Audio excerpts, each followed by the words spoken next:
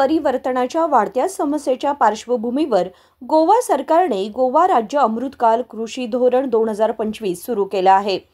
गोव्याच्या बहुमूल्य कृषी वारशाचे जतन करण्यासाठी आणि शेतीला हवामान बदलाच्या परिणामांपासून संरक्षण देण्यासाठी हवामान लवचिक शेती पद्धतीची ओळख करून देण्याच्या उद्देशाने मुख्यमंत्री प्रमोद सावंत आणि कृषी मंत्री रवी नाईक यांच्या हस्ते हे धोरण सुरू करण्यात आले।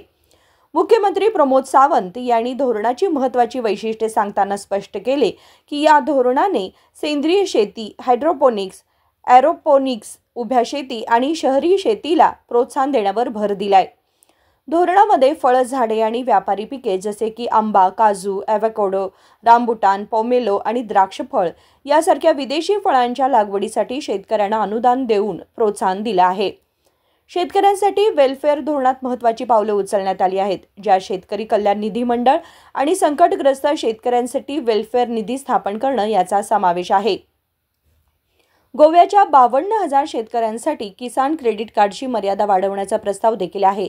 याशिवाय नवीन गोवा शेतकरी कल्याण कायदा लागू करण्याचा प्रस्ताव आहे, जो उपजीविका सुरक्षा आणि शाश्वत शेती पद्धती प्रदान करेल।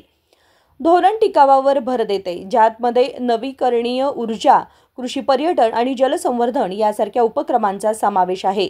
जमीन सुधारणा, सिंचन विहिरींवर कडक नियम आणि पारंपरिक जलसंधारण प्रणालींचं पुनरुज्जीवन यासारख्या योजनाही राबवण्यात येणार आहेत।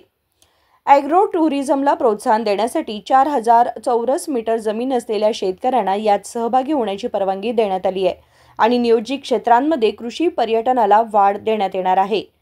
महिला आणि तरुणांच्या कृषीमध्ये सहभाग वाढवण्यासाठी विशेष प्रोत्साहन योजना आणि कार्यक्रमही सुरू करण्यात आले आहेत।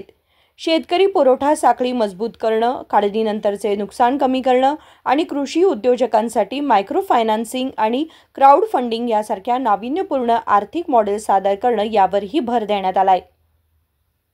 Bureau report, KMM Marathi, Belgaum.